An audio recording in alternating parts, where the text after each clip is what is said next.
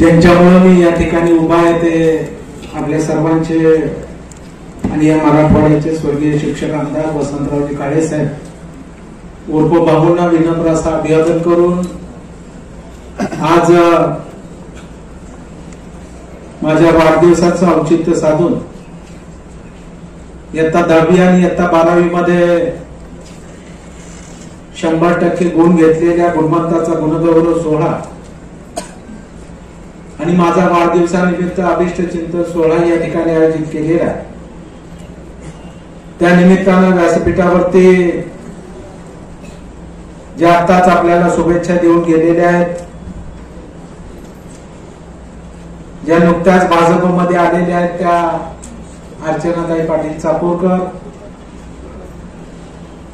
राष्ट्रवादी काँग्रेस पक्षाचे आमचे प्रदेशचे सरचिटणीस ऍडव्होकेट व्यंकटरावजी बेदरे, जिल्ह्याचे अध्यक्ष प्राचार्य डॉक्टर अफसरजी शेख, ज्यांच्यामुळे मी या ठिकाणी तुम्हाला दिसतोय त्या माझ्या मातोश्री शांताबाई काळे, माझे बंधू अनिल काळे, माझे सर्व कुटुंबीय, ज्यांनी या सत्काराचं आयोजन केलं ते Madan Dhumal sir, Arage sir, Tanaji Patil sir, Ankush Nade sir, Baba Vise sir, Kazim Qadri sir, Nusrat Qadri sir, Layak Patel sir, Baba Vise sir, व्यंजने sir, Dayanand Kamble sir, Karad madam, कदाचित सगळ्यांची मी नाव घेऊ शकतो परंतु वेळेअभावी सर्वच आमचे संयोजक गुरुजन बांधव भगिनी, राष्ट्रवादी शिक्षक संघाचे सर्व पदाधिकारी, विविध संघटनांचे पदाधिकारी, जिल्ह्याच्या कानकोपऱ्यातून छत्रपती संभाजीनगरहून सुद्धा आलेले आमचे अध्यक्ष प्रदीपजी विखे, उस्मानाबाद धाराशिवहून आलेले आमचे अध्यक्ष, राज्याचे उपाध्यक्ष बालाजी तांबे सर, इदबारे सर, मेंढेकर सर, त्यांचे सर्व सहकारी आणि आपण सर्वजण उपस्थित असलेले माझे सर्व गुणवंत विद्यार्थी, त्यांचे पालक आणि त्यांच्या सोबत आलेले त्यांच्या विद्यालयाचे मुख्याध्यापक, सर्व पत्रकार मित्र, अधूनमधून फोटो काढणारे फोटोवाले मित्र आणि उपस्थित मित्र, अगदी कमी वेळामध्ये हा कार्यक्रम व्हावा असा माझा मानस होता आणि म्हणून साठी जास्त भाषण न करता अगदी सुटसुटीत कार्य करण्याचा प्रयत्न आपण करतोय, कारण पावसाळा असल्यामुळं मध्येच पाऊस येतो आणि मग आपली पंचायत होऊ शकते। त्यामुळं मी माहिती घेतली, अजून थोडा भात शिजायचा राहिलेला आहे, त्यामुळे भात शिजेपर्यंत मी माझं भाषण संपवतो म्हणजे आपल्याला सुरूची भोज घेऊन जाता येईल। खरं म्हणजे पहिल्यांदा जे गुणवंत विद्यार्थी म्हणजे 10वी मध्ये आणि 12वी मध्ये मार्क किती घ्यायचे, आम्ही जेव्हा शिकायचो, आम्ही म्हणजे काय मी म्हातारा नाही परंतु आम्ही जेव्हा 10वीला होतो, मी तर जिल्हा परिषद शाळेमध्ये शिकलो, आम्ही जेव्हा 10वीला शिकवायचो तेव्हा 10वीला पास होणं म्हणजे आई बाप म्हणायचे बरं झालं एकदाच गंगेत घोडं नाही तर पोरं 10वी मॅट्रिक पास झाला आणि फर्स्ट क्लास आला तर त्याची गावातून मिरवणूकच काढायची। आता 98% मार्क घेऊन सुद्धा बाप आई सारखं त्याला रागवत असते, 2% कुठे गेले, काय कमी केलं तुला, सगळ्या ट्युशन लावल्या, तुला रोज सोडायला गेलो, रोज डबा आणला, 2% कमी कशी काय पडलं, म्हणजे एवढी जीव घेणी स्पर्धा या ठिकाणी लागलेली आहे। म्हणजे आता 10वीचा निकाल लागला तर किती मार्क घेतले, म्हणजे आपल्या जिल्ह्यातले 88 विद्यार्थी आहेत की ज्यांना 100% मार्क मिळाले, विभागातले 123 विद्यार्थी, छत्रपती संभाजीनगर मधले सुद्धा जवळपास 53 विद्यार्थी आहेत, म्हणजे राज्यामध्ये 334 विद्यार्थ्यांनी 100% गुण घेतलेले आहेत। हे जरी चांगलं असलं तरी सुद्धा मला जी खंत वाटते शिक्षक आमदार म्हणून आणि शिक्षक म्हणून ते 17,000 विद्यार्थी राज्यातले मराठीत नापास झालेले आहेत, याच्याकडे सुद्धा दुर्लक्ष करून आपल्याला चालत नाही। मराठी आमची मायबोली आहे, मातृभाषा आहे, असं असताना सुद्धा एकीकडे आम्ही कौतुक करतोय पण त्याच माझ्या मातृभाषेमध्ये जर 17,000 विद्यार्थी या महाराष्ट्रातले नापास होत असतील तर याच्यावर सुद्धा आम्हा गुरुजनांना निश्चितपणाने चिंतन करण्याची गरज आहे आणि हे चित्र बदललं पाहिजे. यासाठी नक्कीच माझे गुरुजन काळजी घेतील आणि पुढच्या वेळेस हा आकडा मराठीतला नक्कीच खाली आणतील आणि मराठीमध्ये सुद्धा 100% निकाल लावण्याचा प्रयत्न करतील असा आशावाद सुरुवातीलाच मी या ठिकाणी व्यक्त करतो. हे 100% गुण घेतले ज्यांचा सत्कार आता या ठिकाणी होणार आहे त्या सर्व विद्यार्थ्यांचं मी मनापासून कौतुक करतो. त्यांना मनापासून हार्दिक शुभेच्छा देतो आणि सगळ्यात मोठं कौतुक आणि अभिनंदन कोणाचं करतो तर तुमच्या आईचं करतो. कारण तुमच्या यशामध्ये खरा वाटा कोणाचा आहे तर ते माझ्या माऊलीचा आहे. रोज बिचारी सकाळी उठून डाबा करून देणं, लेकराला आंघोळ घालणं, त्याला पाठवणं, शाळेत सोडणं गरज पडली तर. कारण बापाला हे सगळं माहितीच नसतं. बापाला वाटतं चट बायको बघते, काय बघायची गरज आहे. इकडून तिकडून राहण्याचा आवाज आहे, काय झालं राडा तुला बघ आई काय करून दिली झालं बिचारे आईवरच आमची. आणि म्हणून या यशामध्ये जी कष्ट घेणारी आमची आहे तिचं मी मनापासून आईचं मनापासून आभार व्यक्त करतो की आपण लेकराला घडवलं, जीवनाच्या एका महत्वाच्या टप्प्यावर आपण आणून सोडलेला आहे आणि नक्कीच आता हे लेकरू भविष्यामध्ये सुद्धा यशस्वी होणारच आणि स्वतःच्या पायावरती उभा राहणारच हा संकल्प इथं बसलेल्या माझ्या विद्यार्थ्यांनी करावा ही पण विनंती करतो. आता सगळ्याला विचारलं कुठं ऍडमिशन घेतलं, शाहूला, दुसरं कुठं जायचं. एवढे मोठे मार्क घेतल्यावर ऍडमिशन कुठं आहे, गावाने सेटीत आहेत आमचे प्राचार्य. 100% मार्क घेतले त्यांना तिकडेच ऍडमिशन शाहू कॉलेजला. आणि सगळ्याला विचारलं काय व्हायचंय, काय व्हायचंय, डॉक्टर. अरे एवढे डॉक्टरच करायचं काय.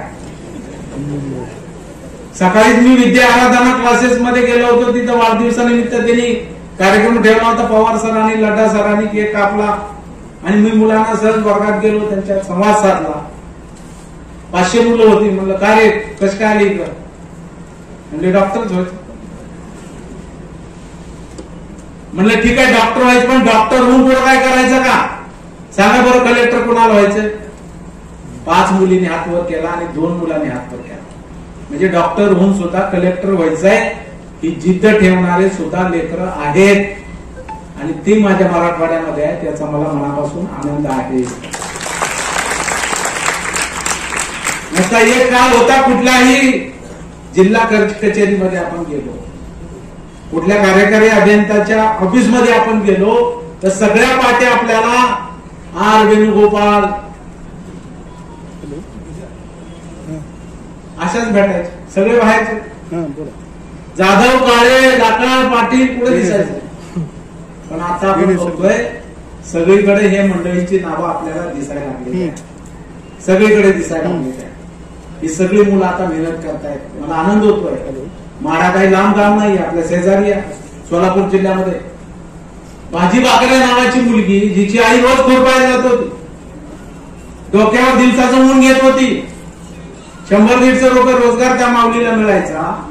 पण लेकरांना जिद्द ठेवली, मुलीनं अभ्यास केला, मेहनत केली आणि ती मुलगी आज कलेक्टर म्हणून तेलंगणामध्ये काम करते. तिचा भाऊ सुद्धा पेटून उठला. मला ताई झाली काय, मी का मागं राहतो. त्याने बी जोमाने अभ्यास केला आणि आज पोरग एसपी झाले. तिचा भाऊ एसपी झाला. हे सगळं होऊ शकतं. ईश्वरानं काही अशी बुद्धी कमी कमी वाटली नाही की तू लातूरला जन्माला तू 10 किलो घे, तू कासारखेड्याला जन्माला तुला 2च किलो. आज काही देवाने केलं का. या जातीत जन्मा म्हणून एवढी बुद्धी असं काही देवाने केलं नाही. देवानं सगळ्यांना सारखी बुद्धी दिली. त्या बुद्धीचा उपयोग आपण करत नाही, तो केला पाहिजे. मेहनत करा, कष्ट करा, जिद्द ठेवा, ध्येय ठरवा मला काय करायचं ते. उगा संगीता गेली म्हणून अनिता गेली, अनिता गेली म्हणून सुनीता गेली. कुठे घेतलं तर बीएला घेतलं, का घेतला तर संगीताने घेतलं म्हणून मी घेतलं. असं होतं का म्हणे. आता ठरवा की मला या दिशेनं जायचं.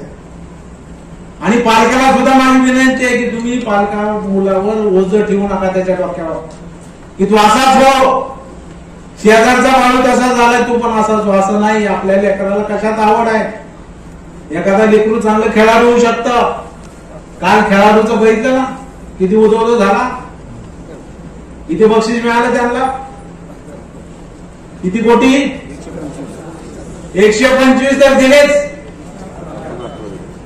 पण शासनानं सुद्धा 1-1 कोटी रुपये दिले. आणि पुन्हा जाहिरातीचे वेगळेच, गाडीचं क्रीम लाव तिचे वेगळे.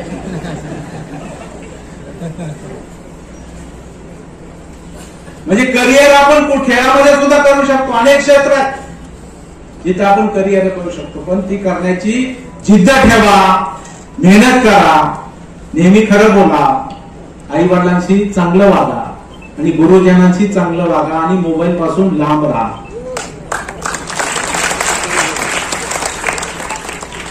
मोबाईल मिळणारच आपल्याला. मोबाईल कधी घ्यायचा आहे? जेव्हा माझी पगार होईल तेव्हा मी मोबाईल घेईन. पहिला मोबाईल आईला देईल आणि मग दुसरा मी वापरेल. ठरलं ना? ठरलं का नाही? अगं हो तरी म्हणा.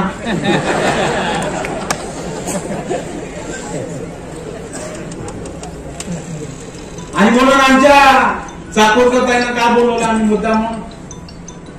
हा महिना बहिणीचा आहे.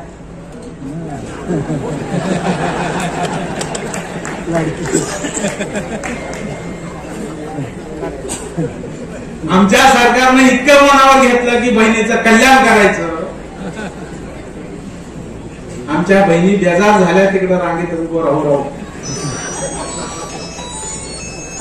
पण इथं सूर्यकाताई बसल्यात आमच्या राष्ट्रवादी महिलाच्या. त्यांना सांगतो, सगळ्या बहिणींना सांगा, काळजी करू नका. जोपर्यंत तुमची नाव नोंदणी होत नाही तोपर्यंत हा भाऊ ही साईट बंद करणार नाही, हे त्यांना जाऊन सांगा, असं अजितदादांनी सांगितलं.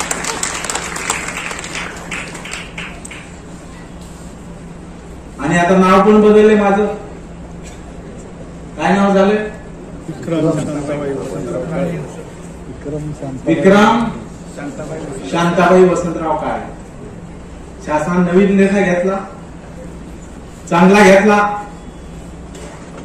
बापाचं नाव लागत होतं, आता आईचं पण नाव लागतंय. हा निर्णय ऐतिहासिक निर्णय आहे, आपल्या सगळ्यांसाठी ऐतिहासिक निर्णय आहे.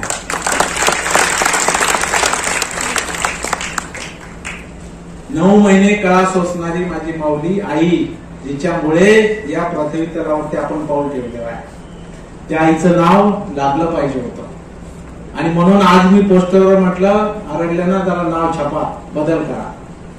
नामले लोकांना कळतं ना. आणि म्हणून आज मी नाव असं छापलंय. उद्यापासून तुम्ही सुद्धा तुमच्या मोबाईल मध्ये दुरुस्ती,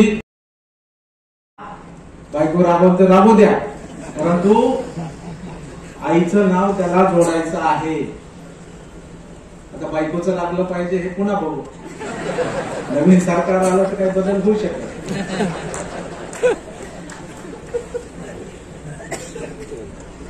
परंतु हा नवीन बदल, क्रांतिकारक बदल सुद्धा आपल्या सरकारने त्या ठिकाणी केलेला आहे.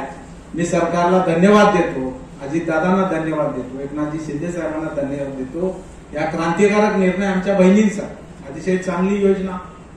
सगळ्याच महिलांना काही काम होऊ शकत नाही, घरच्या अडचणी असतात, काही विधवा महिला असतात, त्यांच्याही जगण्याची अडचण असते, लेकरं असतात पाठीमागं, क्षेत्र हरपतं, त्यांना काही ना काहीतरी मदत या निमित्तानं नक्की मिळणार आहे. आणि म्हणून माझ्या बहिणीसाठी सुद्धा जो निर्णय राज्य सरकारने घेतलेला आहे त्याबद्दलही मनापासून राज्य सरकारचा आभार या निमित्तानं व्यक्त करतो. आणि माझ्या सर्व गुणवंत विद्यार्थ्यांचं कौतुक करून त्यांचे जे मुख्याध्यापक इथं आले, त्यांना ज्या शिक्षकांनी घडवलेलं आहे, त्या सर्व त्या विद्यालयातल्या शिक्षक बंधू भगिनींचं आणि आमच्या मुख्याध्यापकाचं सुद्धा मनस्वी अभिनंदन आणि आभार सुद्धा या निमित्तानं मित्रांनी या ठिकाणी व्यक्त करतोय. आता आमचे मदन धुमाळ सर मध्येच का म्हणले की विक्रम काळे एकटे पडले, काहीतरी बोललास.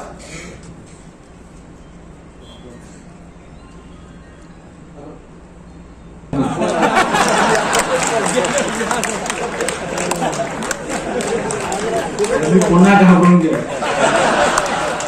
अजून नवीन काय आणलं का दादा?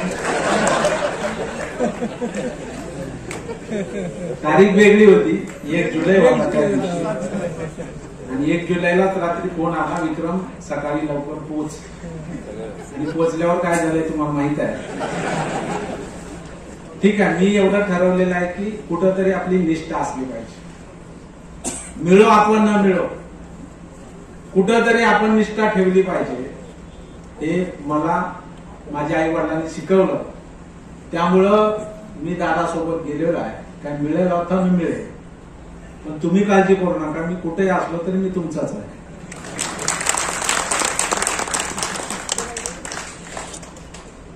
आणि धुमाळमध्येच का म्हणले की विक्रम काय एकटे पडले, ही कोण आहे, ही इथं बसलेली आहे, बसायचा काय का, धुमाळ चष्मा लागला काय, ही कोण आहे, सगळे यांच्यामुळे तर मी इथं उभा आहे. आमदार म्हणून चौथ्यांदा तुमच्यामुळे उभा. मला भाग्य मिळालं महाराष्ट्रामध्ये, जे की अजून कुणाला मिळालं नाही. चौथ्यांदा एकाच मतदारसंघातून निवडून येण्याचं भाग्य शिक्षक आमदार म्हणून मला मिळालं. त्याबद्दल मी तुमच्या सर्वांचे आभार व्यक्त करतो. तुम्ही मला संधी दिलेली आहे आणि म्हणून त्या संधीचं सोनं सातत्याने तुमच्यासाठी व्हावं, हाच माझा सदोदित प्रयत्न त्या ठिकाणी सुरू असतो मित्रांनो. आणि एक महत्वाचे निर्णय, सगळा निर्णय सांगून मी आपला वेळ या ठिकाणी घेणार नाही, परंतु अत्यंत जटिल प्रश्न, ते सुटणारे नव्हते, ते सोडवण्याचं काम आपण या ठिकाणी केलेलं आहे. आज कायम सारखा शब्द काय आता उल्लेख केला, संस्था चालकांनी बॉन्डवरती लिहून दिलेलं होतं 100 रुपयाचं की आम्ही कधी अनुदान मागणार नाही, फक्त आम्हाला परवानगी द्या. पण तरी सुद्धा शिक्षक कर्मचाऱ्यांचं वेतन मिळालं पाहिजे, त्यांना रोजीरोटी सुरू झालं पाहिजे म्हणून आपलं सरकार सत्तेवर होतं. अशोकरावजी चव्हाण साहेब मुख्यमंत्री होतो. मी लढलो, भांडलो, आपल्या सरकारच्या विरोधात मोर्चा काढला आणि अनुदानाचा निर्णय मित्रांनो करून घेण्याचं काम केलं. आज 20%, 40%, 60% शाळा आली आणि पुढील आठवड्यात गोड बातमी आमच्या सर्व शिक्षकांना मिळेल. 80% टप्पा वाढलेला असेल, ही ग्वाही स्वतःच्या निमित्ताने या ठिकाणी देतो. आज वरिष्ठ महाविद्यालयाचा सुद्धा कायम शब्द काढावा म्हणून आपण प्रयत्न करतोय. तोही प्रगती पथावरती आहे. पण त्याच्या अगोदर जी 2001 पूर्वी 78 महाविद्यालय होती, जे कायम अनुदान तत्वावर दिलेली आहे, त्याचाही कायम शब्द काढावा म्हणून आता प्रस्ताव वित्त विभागाकडे गेला. कदाचित ही आचारसंहिता लागण्याच्या अगोदर त्याचाहीच निर्णय होईल आणि त्याही महाविद्यालयाला 100% अनुदान मिळेल. ही पण ग्वाही मी आपल्याला मित्रांनो या निमित्तानं देतोय. आमचे सूर्यवंशी गुरुजी इथं बसले, जोगताचे अध्यक्ष, 14 वर्ष प्रश्न प्रलंबित त्यांचा. 5व्या वेतनमानाची वेतन श्रेणी 1196 पासून मिळाली पाहिजे. मनोहर जोशी साहेब मुख्यमंत्री होते, संघटनेनं करार केला. एकच संघटना यांची आहे, जुत्ता संघटना राज्यामध्ये ज्युनियर कॉलेजची. त्यांनी करार केला त्यांच्या बरोबर, जोशी साहेब बरोबर, की आता हा प्रश्न आम्ही सोडून देतोय, याच्या पुढे ही वेतन श्रेणी आम्ही मागणार नाही. मी आमदार झालो, पुन्हा माझ्या पुढे हा प्रश्न आला 2007 मध्ये. मी तेव्हापासून पाठपुरावा केला. सरकार नेहमी नकारात्मक दृष्टिकोनातून हे प्रस्ताव परत पाठवायचं, पण शेवटी संघटनेला सोबत घेतलं, सरकारला सोबत घेतलं. म्हणलं 2 पावलं आपण मागं सरकू, सरकारला 2 पावलं मागं सरकारला. एखादं भांडण मिटवायचं असेल तर कुणीतरी माघार घेतली पाहिजे. दोघंही पुढे पुढे झाले तर मग ती टक्कर होते. 2 पावलं संघटनेला मागं सरकारला लावलं आणि त्यांना सांगितलं काल्पनिक वेतनवाढ गृहीत धरू 1196 पासून आणि सगळे लाभ तुम्हाला आतापासून देऊ. ते राजी झाले, प्रश्न सुटला आणि 5व्या वेतनवाढीची वेतन श्रेणी 1196 पासून लागू करण्याचा निर्णय या राज्यातल्या 56,000 प्राध्यापकांना लागू करण्याचं काम मित्रांनो आपण त्या ठिकाणी केले. जे रिटायर झाले त्यांना पण लाभ झालेला. हा महत्वाचा प्रश्न आपण त्या ठिकाणी मार्गी लावलेला. आज आश्रमशाळेचे लोक इथं आहेत, त्यांना शाळा संहिताच लागू नव्हती, जसा कोड लागू आहे आपल्याला. साखरे सर इथं आहेत, त्यातली माहितीगार आहेत, त्यांना माहित आहे. आपल्याला शाळा संहिता लागू नव्हती, जी माध्यमिकला लागू आहे, प्राथमिकला लागू आहे, ज्युनियर वाल्याला लागू आहे, पण आश्रम शाळेवाल्याला लागू नव्हतं. मी भांडलो, त्याच्यासाठी लढलो, अनेक वेळेला बैठका घेतल्या मंत्री महोदयासोबत. या परिचय बसा. अनेक वेळेला बैठका घेतल्या, त्याच्यामध्ये निर्णय केला आणि आश्रम शाळेला या सर्व कर्मचाऱ्यांना शाळा संहिता लागू करण्याचं काम सुद्धा मित्रांनो आपण त्या ठिकाणी केलेलं आहे. याचा मला मनापासून आनंद या निमित्ताने या ठिकाणी आहे. आज एससीचे आश्रमशाळेवाले इथं बसले. 25 राज्यात आश्रमशाळा ज्या एससी संवर्गातल्या आहेत त्यांना दरवर्षी वेतन जे होतं महिन्याला त्यासाठी जो कोड असतो तो कोडच नव्हता. डीडीओ कोड जे असतो ना आपल्याला वेतन काढण्यासाठी ट्रेझरी मधून तो कोडच दिलेला नव्हता. त्यामुळे वेतन 2-2 महिन्यांनी लेट व्हायचं. ते सगळे लोक माझ्याकडे आले. मी त्याचाही पाठपुरावा केला आणि न सुटणारा प्रश्न सोडवला आणि त्या सगळ्या एससी आश्रमशाळेला आज नवीन संकेतांक आपण दिला. त्यांचं महिन्यानं आता दर 1 तारखेला त्या ठिकाणी त्यांचं वेतन होत आहे.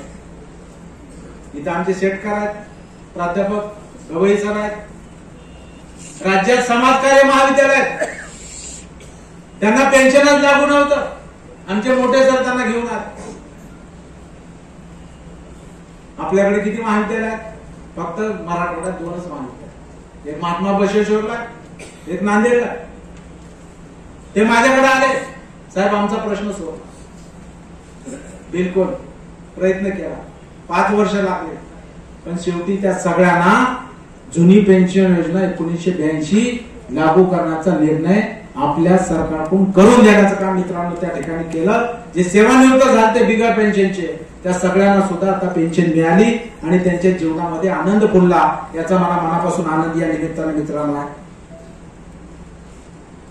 महिलांना सुद्धा 6 महिन्याची प्रसूती रजा केली.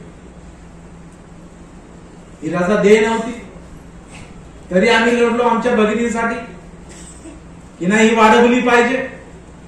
त्यांचाही निर्णय आपण त्या ठिकाणी केलेला आहे.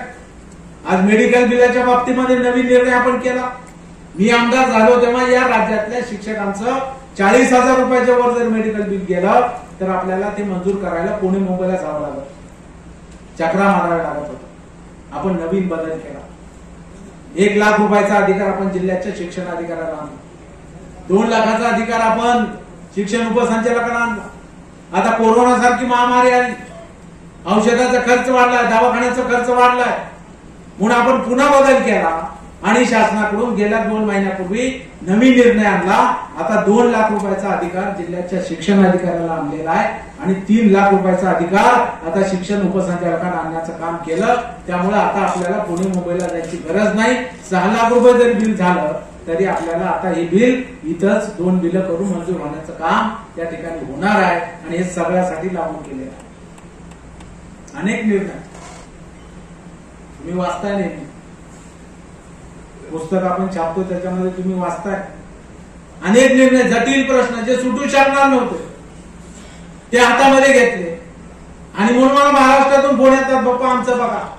अरे म्हणजे तुमच्या आमदाराला भेटा, नाही म्हणजे तुमच्याकडूनच होऊ शकतं. ठीक आहे, मी आमदार राज्याचा आहे. जरी माझा मतदारसंघ मराठवाड्याचा असला तरी मी असं म्हणू शकत नाही की मी फक्त मराठवाड्याचा, मी राज्याचा आमदार आहे आणि मग सगळ्याचे प्रश्न सोडवण्याचं काम मी मित्रांनो त्या ठिकाणी करतो, करत राहणार. ही ग्वाही आज मी आपल्याला देतोय. वरिष्ठांनी निवड सैनी आमची गुरुजी बेजार व्हायचे, आमचं नाव घाला, त्याला भेटावं लागायचं अधिकाऱ्याला, काही खालून वरून द्यावं लागायचं. आपण सगळं बंद केलं. आता नवीन सिस्टीम आहे, ऑनलाईन प्रशिक्षण. 50 तासात कधीही प्रशिक्षण पूर्ण करायचंय. आमच्या महिला शिक्षका तर स्वयंपाक करत करत करतात, कारण ते वरचं दिसतच नाही ना, फक्त चेहरा दिसतो. कधी तुम्हाला जशी वेळ मिळेल तसं 50 तासात हे प्रशिक्षण पूर्ण करा. खाली बसले थे पहले ही दौर में कितने लोगों ने प्रशिक्षण पूरा किया महाराष्ट्र में से 94,000, 1 लाख लोगों का प्रशिक्षण 1 स्ट्रोक में पूरा करने का काम है. ते करायला कितीतरी वर्ष लागतात. ही नवीन योजना आणि त्याचं प्रमाणपत्र सुद्धा घरपोच. तांबे कुठं मारायला जायचं का? शिक्षणाधिकारी काय मस्का लावायचं का? चक्रा मारायचे का? नाही म्हणलं ते सुद्धा घरपोच पाहिजे. संचालकाच्या सहीनिशी तुमचं नाव टाकून तुमच्या मोबाईलवर डाउनलोड करण्याची सुविधा आपण त्याच्यामध्ये आणलेली आहे. हा नवीन बदल आपण त्याच्यामध्ये केलेला. अशा अनेक योजना. आता पगार कधी होतो? दर महिन्याला होतो का नाही? म्हणजे तुम्हाला कारणच नाही पैसे नाही म्हणायचे. 1 तारखेला पगार, नवीन सिस्टीम आणली, ऑनलाईन सीएमपी प्रणाली आणली. लाईट पटेल आपको पता है, जिल्हा परिषद सीएमपी प्रणाली, नवीन सॉफ्टवेअर. म्हणजे 5 तारखेच्या आत तरी किमान पगार झाला पाहिजे.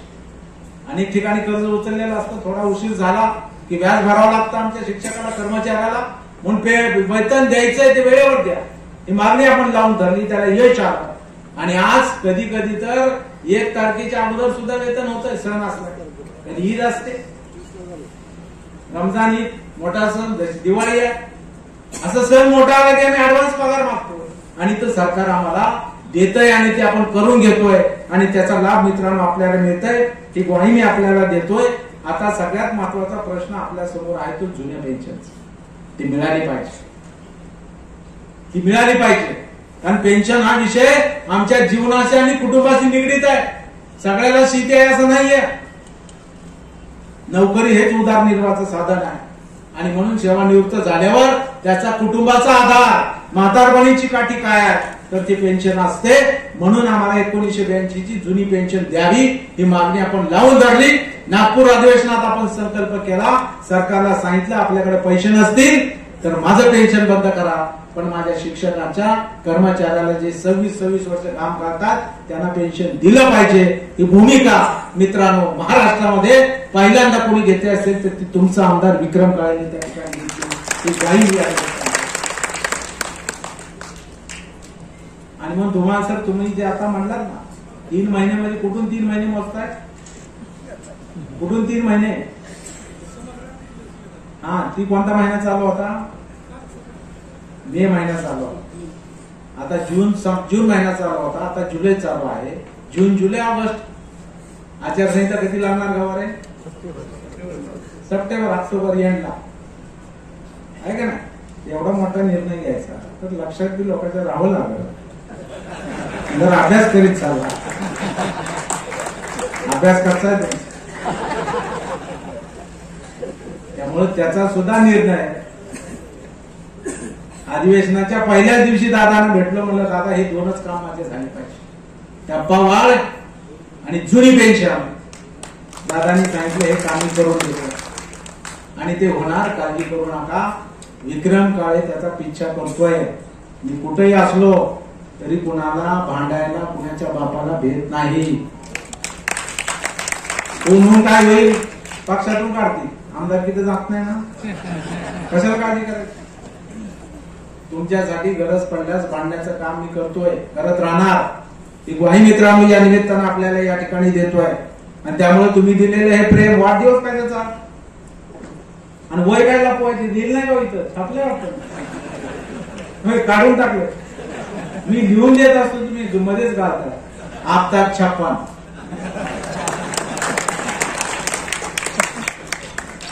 आता वय काय लपवायची, काय दुसरी करायची? तुम्ही लपवले, लपणार आहे का वय? लपणार आहे का? आणि सुदैवानं माझं वय तसं दिसत नाही, पण अनेकाला अडचण होते.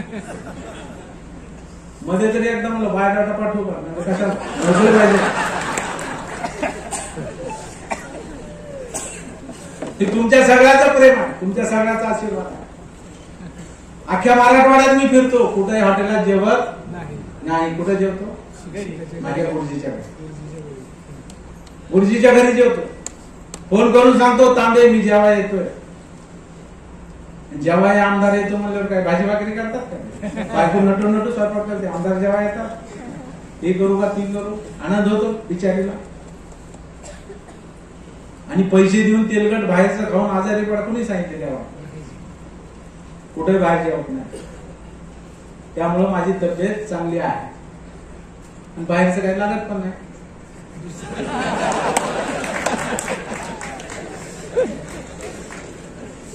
फक्त बाटलीतलं शुद्ध पाणी प्यायचा अधिकार आपल्याला आहे. तुम्ही पण सगळे पिता ना, घरी सगळ्याचे आरवा येतात, पिलंच पाहिजे. इतर एखादा खर्च, एखादी आमच्या बहिणीला साडी नका घेऊ, पण घरी आरो वॉटर फिल्टर आणून बसवा. हे पण इथं बसल्या सगळ्या नवऱ्यावांना सांगतो, बाबा काळजी घ्या लेकराची घरची. आरो वॉटर, पाणी शुद्ध, सगळे आजार नाहीसे. तेवढंच मी पितो, बाकी काही पित नाही. ही पण आवर्जून या ठिकाणी सांगतो. आणि तुमच्या सगळ्यांच्या आशीर्वादानं आफ्टर 56 असताना सुद्धा तब्येत चांगली आहे. त्यामुळं तुम्ही जोपर्यंत म्हणणार विक्रम काळे तुम्ही पुढे व्हा, हम तुम्हारे साथ है, तोपर्यंत मी चालत राहणार. तुम्ही म्हणतात तुम पुढे जाओ हम पीछे जाते, खाली बसणार. बरोबर आहे का नाही? त्यामुळे तुम्ही काळजी करू नका. तुमच्या हक्कासाठी, तुमच्या न्यायासाठी विक्रम काळे सदैव तयार आणि तत्पर आहे, ही ग्वाही या निमित्तानं मी या ठिकाणी देतो. त्यामुळे वाढदिवस कुणा साजरा करतात? लहान मुलाचा. वाढदिवस कुणाचा असतो? लहान मुलाचा, कारण तो वाढत असतो म्हणून आपण त्याचा वाढदिवस साजरा करतो. आपला कसला वाढदिवस? आपण तर चाललोय म्हणजे आता लागलंय ना वाटायला. आता हे म्हणावं लागतं दिन को 50,000 काय काहीतरी म्हणतात ना वाढदिवसाला. काय म्हणतात? जीव हजारो साल के दिन हो 50,000. 50,000चं साल कुठून यायचं? कुठं असतं? पण भावना असतात प्रत्येकाची. ईश्वराच्या पुढे कोणात चालतं का? नाही. आपल्या सगळ्याला वाटतं मी मरूच नाही. आपल्या हातात आहे का? नाही. Old is gold. Old is gold. मी तर म्हणतो खेड्यातल्या म्हाताऱ्यासारखं जीवन दे मला. म्हातारा मरतच नाही. 110 वर्ष जिवंत आहे. एका गावात गेलो, म्हणजे किती वय या गावात? सगळ्या सिनियर माणूस कोण आहे? म्हणजे 105 वाला आहे. चलतो का? चलते म्हणजे फिरतात. एवढं भाग्य 105 वर्ष जगायचं. आपली गॅरंटी आहे का? आहे का गॅरंटी? इथून घरी जायपर्यंत गॅरंटी नाही. सगळे हायब्रिड. तेव्हा तर एवढं काय होतं का? स्कॅन होतं का? MRI होता का? डोक्याचा डॉक्टर वेगळा होता का? पायाचा होता का? हाताचा होता का? आता तर इतके डॉक्टर झाले की पायाच्या नखापासून ते डोक्यावर गेलेले केस उगवणारा डॉक्टर. काय साहेब बसले डॉक्टर, म्हणजे एवढं स्पेशलायझेशन झालंय. डोक्यावर गेलेले केस पुन्हा उगवायचे. आणि पुन्हा असे लागत नाहीत, त्याला मधून उगवावं लागतं. वेगळी ट्रीटमेंट आहे आणि लय महागाचे आहे. त्या भांडीत पडू नका. पडलं तर पडलं टक्कर. एवढं स्पेशलायझेशन डॉक्टर झालं. एवढं होऊन सुद्धा आता तर माणूस मरायला नको होता का नाही? एवढं तंत्रज्ञान कुठं शहरात काय झालंय? दुसऱ्या मिनिटावर बोलते काय झालं तुम्हाला. तरी पण आपली जीवनमान किती आहे? 50, 60, 70 लय झालं. 80, 100 पर्यंत जाऊ का नाही? गॅरंटी आहे का? नाही. कारण सगळं हायब्रिड आलं. आपल्या घरातून पाय निघाला की दुसरा पाय कशावर पडतो? गाडीवर. गाडीतून निघाला की घरात. व्यायामच नाही. पूर्वी किती व्यायाम असायच्या? बायाला धुणं धुवा लागायचं. धुणं कसं धुतो ते बाया असं ते बोल. किती व्यायाम व्हायचा? आता नाही. वॉशिंग मशीन पाहिजे. आता तर चपात्या करायची मशीन आहे. व्यायामच नाही. आणि मग वजन वाढलं. वजन कमी करायचे डॉक्टर. काय काय चाललंय जगामध्ये. म्हणून प्रत्येकाने आपण जास्तीत जास्त वर्ष जगू हीच प्रार्थना आहे. दुसरं काय करू शकतो आपण आता आपल्या हातामध्ये. त्यामुळं तुमची ऊर्जा माझ्या सोबत आहे. तुमचा आशीर्वाद माझ्या सोबत आहे. तुमच्या सगळ्यांच्या शुभेच्छा माझ्या सोबत आहे. मी चालत राहीन. तुमच्यासाठी काम करत राहीन.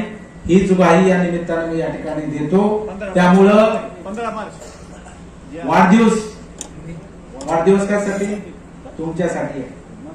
वाढदिवस म्हणजे कशासाठी आहे? वाढदिवसाच्या मागे सुद्धा मी तर वाढदिवस करतच नव्हतो, पण आमदार झाल्यापासून करू लागलो.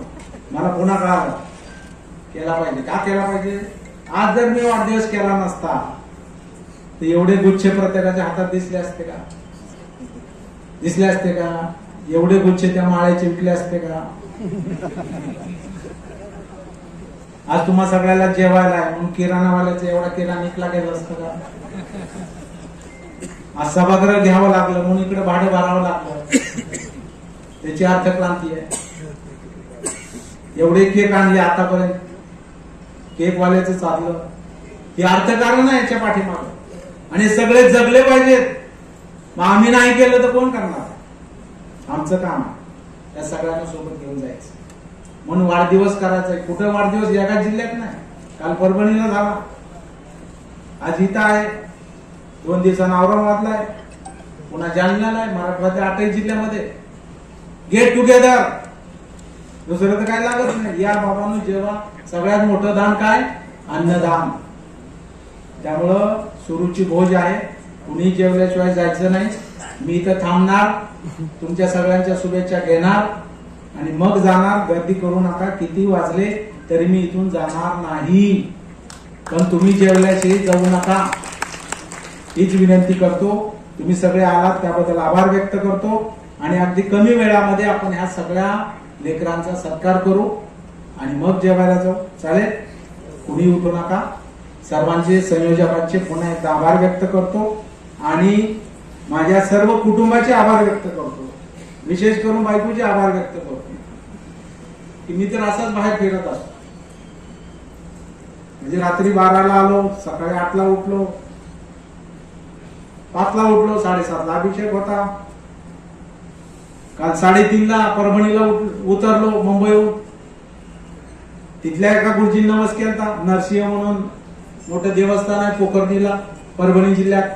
म्हणले बाप्पा निवडून येऊ दे, आम्ही अभिषेक करू. त्यांनी सांगितलं बाप्पा आलंच पाहिजे. ते मी 5च्या आत यावं लागतं म्हणले. तिथे नियम आहे म्हणजे आमचा, हरकत नाही. माझ्या शिक्षकाची इच्छा ही माझी इच्छा आहे. 4:30ला तिथे गेलो, 5ला अभिषेक केला आणि नरसिंहाच्या चरणी प्रार्थना केली की माझ्या बळीराजाला सुखी ठेव, भरभरून पाऊस पडू दे, माझ्या गुरुजीला सुखी ठेव, त्याचं जीवन निरोगी आरोग्य मिळू दे, चांगलं आरोग्य मिळू दे, ही प्रार्थना करून मी तुमच्यामध्ये आलेलो आहे. हा आनंद तुमच्यासाठी आहे आणि तुमच्यासाठी हा वाढदिवस आहे. निमित्त फक्त वाढदिवसाचा आहे. हे उपक्रम वेगवेगळे जे झाले, रक्तदान झालं, वह्या वाटप झालं, मोफत ड्रेस वाटप झालं, असे विविध उपक्रम आमच्या सर्व शिक्षक बांधवांनी मराठवाड्यामध्ये घेतले आणि समाजाचं काहीतरी आपण देणं लागतो ही भावना समोर ठेवली. हेच या वाढदिवसाचं निमित्त आहे. म्हणून मी आपल्या सर्वांच्या ऋणात राहू इच्छितो. आभार मी या ठिकाणी मानतो आणि कुटुंबाचे, कारण एवढं सगळं करायला कुटुंबाचा सपोर्ट असला पाहिजे.